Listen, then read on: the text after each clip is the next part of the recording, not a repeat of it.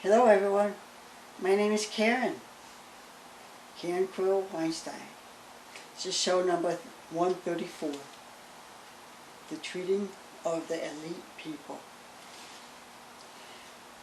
People, I've been concerned about our interaction between one another.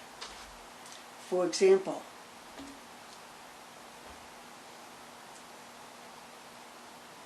I just want you all to know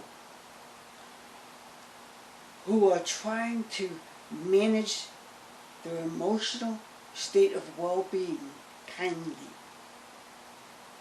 And the black people treat us the way the black people want to treat each other. This is a little bit of racism, but I want to help all of you to understand the feelings and the emotions you experience between one another. I've had a couple of episodes that took place. We're in a nursing home, rehab center, a friend is in. One of the workers were all black people, and they are very nice, many of them. The nurse was wonderful. But they had an aide that was disrespectful to the members of the rehab center. They yelled at her because of the way she was treating them. Well, they wrote up an incident report and fired her immediately. That is a step forward. We respect each other, us American white people respect one another. And that should be the case with the American black people interacting with the white American people. What I'd like to see for the American black people, to treat the American white people with gentle, loving care. A little bit of GLC, gentle, loving care. I want the black people to be humble toward all colors, brown people and American white people. American white people, stay strong. When any individual disrespects you, speak up in a nice manner. And American black people, I want you to respect them and adjust your demeanor to meet the needs of the American white person.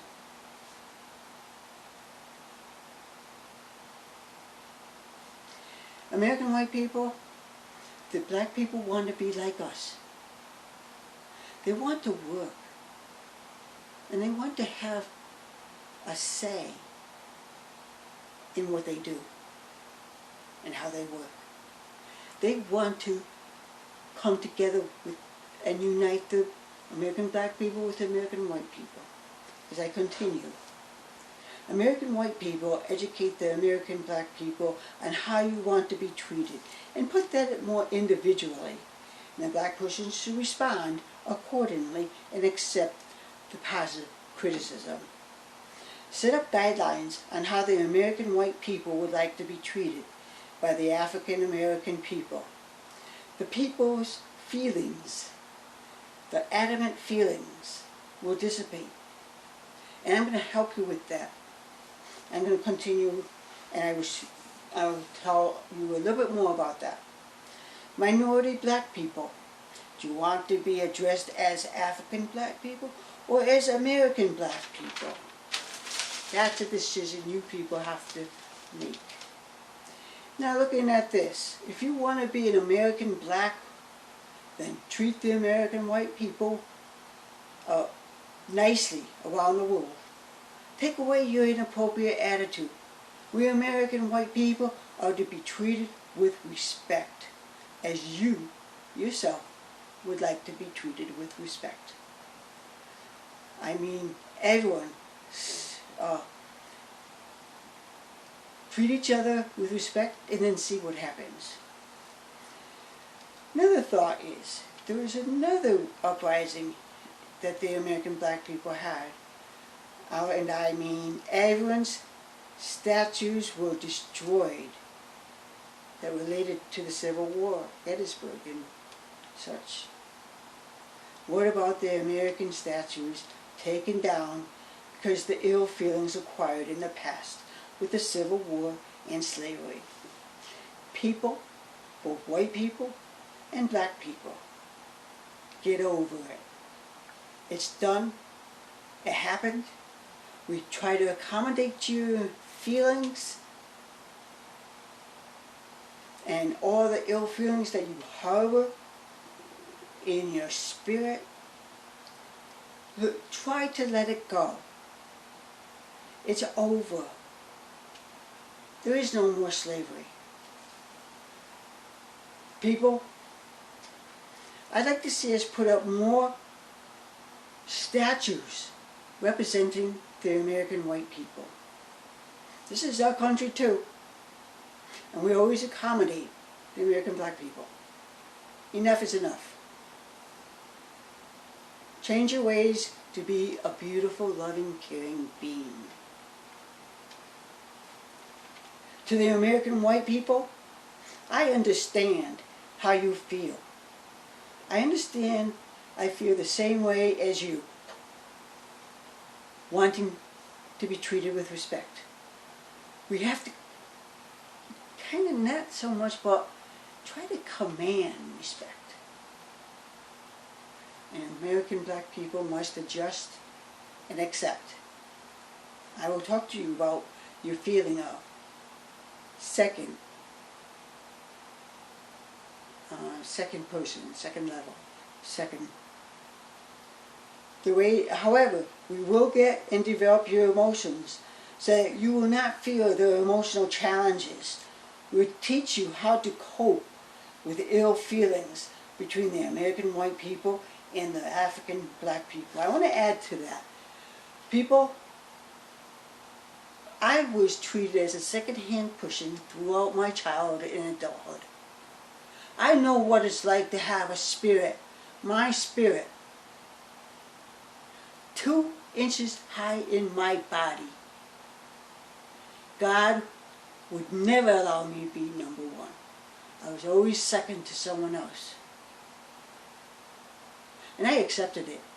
And then one day I realized, every time I turned to do something better for another person and rise up, every time I rised up, God would knock me down. Other people would knock me down. But I got right back up. Fight one more round. And that's what I did.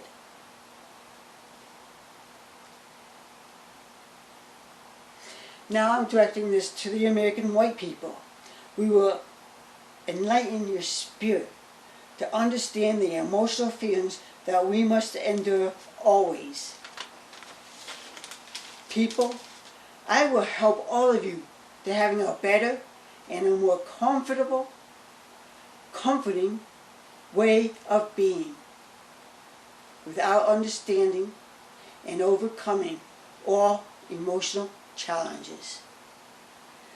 American white people, speak up nicely, professionally, and tell the American black person to be respectful. I had an episode at the store. I had a question about a card that I had. And the black woman came out and started helping us. Well, we didn't ask for her help. She just gave it. And that's not how us white Americans want you to behave. Wait until you're asked for help. I know you're eager to help.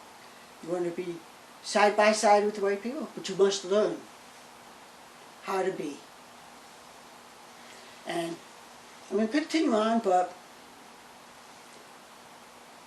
American white people, they're good people. They learned a lot. And with me at the helm, me as your president, me as your leader, I'm going to help American black people and American white people to have good, comforting feelings between each other. I want to point out, one more thing when I was talking about, I feel all the people's pain. Remember, I suffered like you did, and I suffered the way the American black people suffer. Keep picking yourself up. Learn from the mistakes and change and become a servant to God and all people. The thing, which I call, which means evil, has an evil effect on our emotions. He tries to get everyone to go against each other. So there's no fault of anybody. It was the evil, the thing, that put these emotions into our system, into our spirit, to cause us to fight with one another. And that's going to come to an end. I will show you people, especially the American white people, how to live comfortably with very little challenging events causing uncomfortable feelings that you had lived with. American white people, I will help you. Follow my lead. All the things that bad happened to me recently, a couple of weeks ago I did a show and it didn't go over too well with the people. Well, I think if you paid attention in the last few days, all the things and in the future are going to happen, it's going to make your emotional state a comfortable state, creating a positive, loving, caring way of being. I would like to go on. We were watching the January 6th hearing that was done 2 weeks ago. We were watching it today and all that is happening. People, I know many of you really like former President Trump, but that because he's president, that doesn't mean he could do whatever he wants. He's there to serve the people and not himself. He did wrong, as any one of us would go to prison. He too should pay for his bad behavior. That January 6th event in 2021 is not the way you make changes in our lives. Right now, I'd like to show some clips from January 6th hearing, where there's two men who participated in the going into the Capitol and desecrating a government building. I want you to see this woman and listen to what she says. Go ahead. And wait a minute, her name is Representative Stephanie Murphy, and she's a Democrat. Listen to what she says at this time. It's quite meaningful, and she really cares, and she chose her words wisely. At one of our first hearings, Chairman Thompson explained that the members of this committee would not spend much time talking about ourselves. Rather, we would let the evidence play the leading role. And the chairman was right, because this isn't about promoting ourselves as individuals, it's about protecting the country we love. And it's about preserving what actually makes America great: the rule of law, free and fair elections, and the peaceful transfer of power from one elected leader to the next. But if I may say a word about myself and why I'm proud to serve on this committee, I'm the only member of this committee who was not blessed to be born an American. I was born in Vietnam after the Vietnam War, and my family and I fled a communist government and were rescued by the US Navy and were given sanctuary in America. My patriotism is rooted in my gratitude for America's grace and generosity. I love this country. On January 6th, 4 decades after my family fled a place where political power was seized through violence, I was in the United States Capitol, fleeing my fellow Americans. Members of the angry mob had been lied to by a president and the other powerful people who tried to convince them without evidence that the election had been stolen from them. Some of them then tried to use physical violence to overturn the outcome of a free and fair election. Our committee's overriding objective is to fight fiction with facts, to create a full account for the American people and for the historical record, to tell the truth of what happened and why it happened, to make recommendations so it never happens again, to defend our democracy. To me, there's nothing more patriotic than that. Thank you. Mr. Chairman, I yield back. Joel. People, that was Miss Representative Stephanie Murphy. Did you hear her say she is proud to be an American? I guess when we don't experience bad, we're growing up such as this woman did, we take it for granted. This country is a special country.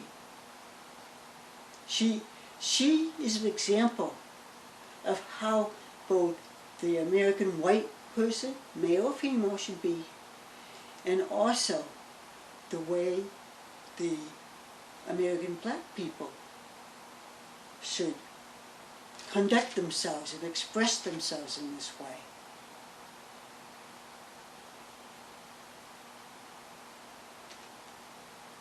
We are all good people. The people at the nursing home, they really wanted to get together with us. They wanted to get along with us. So the American white people, teach them how you want to be treated. And they will listen. And that woman, they fired immediately for misappropriate behavior. I had an experience at the Stop and Shop today. Black woman should have stayed at her cashier. A quick question. But she demanded to help me. She just didn't do it in the right way. We must teach them how to interact with one another and how to interact with the white male and white female.